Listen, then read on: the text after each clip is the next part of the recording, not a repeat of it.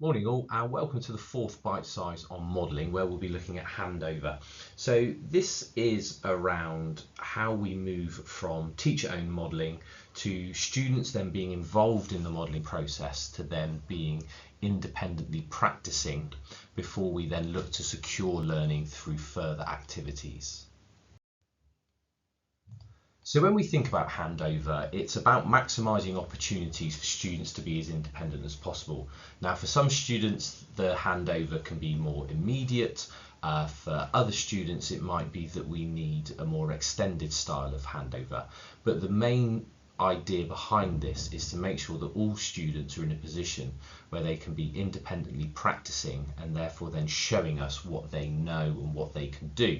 It's then during this independent practice through the apply phase of our Bassett lesson where we can then go around and engage in some of the formative teaching methods, where we can therefore then glean different levels of understanding from students and also then deepen their thinking within their learning. So in a nutshell, handover is the process through which we hand ownership of learning over to the students. Now, again, as mentioned earlier, the time that this takes and the amount of independent practice that we end up giving to our students will depend upon the students themselves, but also the topics that we're looking at, the concepts and the content that we're looking to cover, and the skills that we're looking for the students to develop in the lesson as well. If we consider our role in this, we need to be in a position where we're expecting our students to lead their learning for large parts of lessons. So a consideration really does need to go into the type of modelling that we're using, the depth of modelling that we're using, but also then how these things link into the initial learning activities themselves. So within the rest of this bite size, we'll look at the I do, we do, you do model. We'll have a quick chat about modelling loops and how we can therefore then reinforce modelling for students. And then finally, looking at the idea of fading in lessons. So when we look at handover and we think about the I do, we do, you do approach, it's often that we need this extended period of handover in order to reduce the cognitive load for students, but also to support students to build connections between new and prior knowledge. So the important part really then of this process is the we do element, and it's important that this involves both us as teachers and the students co-constructing responses before they then attempt tasks independently. So when we think about the I do, the bit that we are responsible for, that will be us modelling, or it will be us introducing an idea or introducing a concept. It's us going through the success criteria for any learning episode and then starting to show and starting to model what we want the students to do. We'll look at this in a bit more detail later when we look at the modelling loops. Essentially though, we want to get into a point where we're starting to encourage the students to interact with our models so that they can then start to have that ownership over the learning themselves. As we go through this idea of interactive modelling, we will then look to reduce our role in the model and increase the student's role in the model, so that by the time we get to the end of this phase, the students are more responsible for the knowledge in the model as opposed to ourselves. So again, we're extending this handover and the ownership over to the students themselves so that they can be in a position to independently practice at the end. So when we think about modelling loops, we are looking at the we do section of our modelling, and we need just to consider really how many times we need to be involved in that process and at what point can we hand that ownership over to the students. Now, some students will be able to work independently after just one iteration.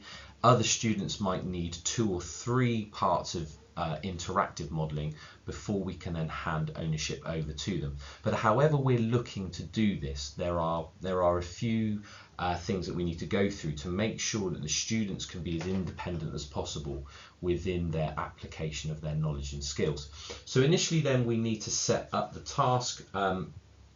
So it might be that we are giving some context to what we're looking at. It's probably giving them the reason why for the model and the actual specific content that we might be looking at. So this helps the students to frame their thoughts and their efforts with an overall goal in mind. So it might be that we present an exemplar piece of work. It might be just then exploring that exemplar piece and starting to highlight some of the key features.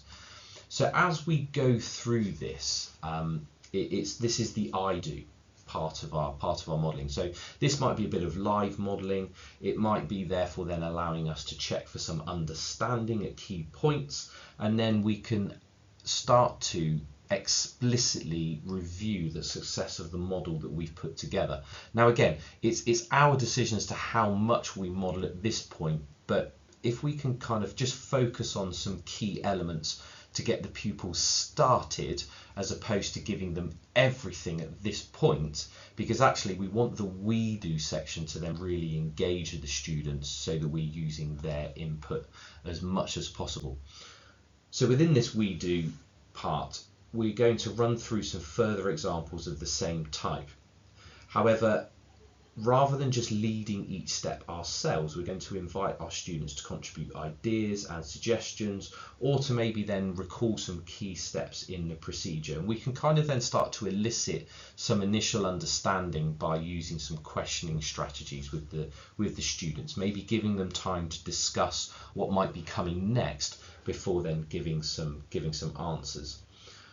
However we're going to do that, we need to create a sense that we are working together. You know, we're working to solve the maths problem together. We're creating and crafting the perfect paragraph together. As we then go through each example, it will be that we need to give the students more and more input, so we are reducing our own.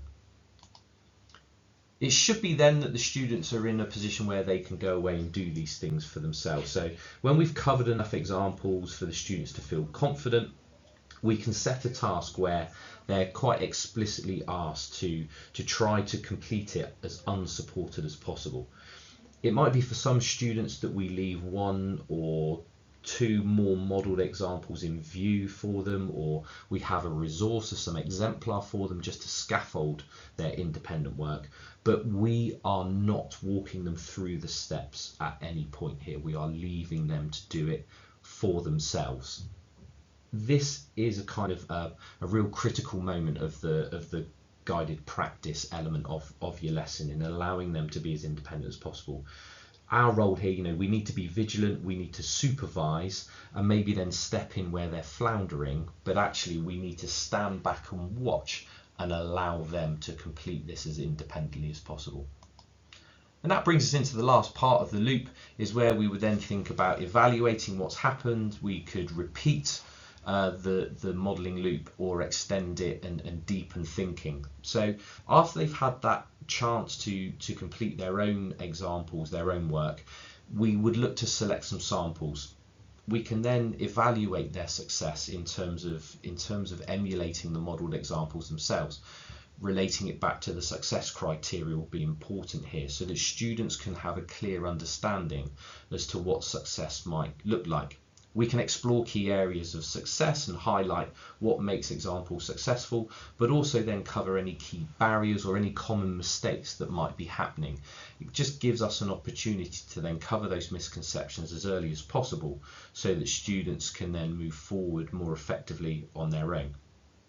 Now obviously, if needed, we might have to repeat the whole process, or we might have to go back to more we do examples with certain students, and again just extending that period of the handover.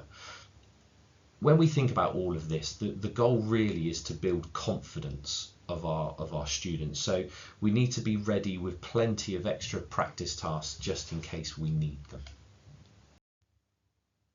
The final part of handover then is to think about fading, and this is really about us getting out of the way.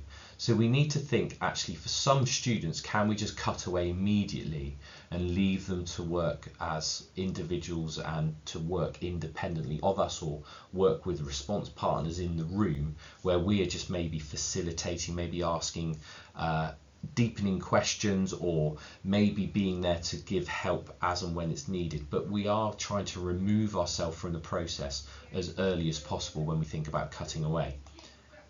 For some students, we'll need that gradual removal. We'll need to be, there for them and allowing them, and maybe just giving them some clues as to how they then move their learning forward.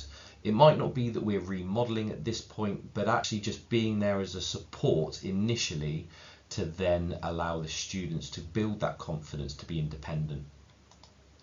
And then finally, for some students, we will need to be that constant supportive presence, being there to answer questions, to actually correct their work, to kind of nip any misconceptions in the bud as early as possible, so that students then can grow that confidence to work as independently as possible. Right, thanks so much for listening to this bite size. Good luck putting some ideas into practice, and if you do have any questions about any of it, then as ever, please don't hesitate to get in touch. Thanks so much.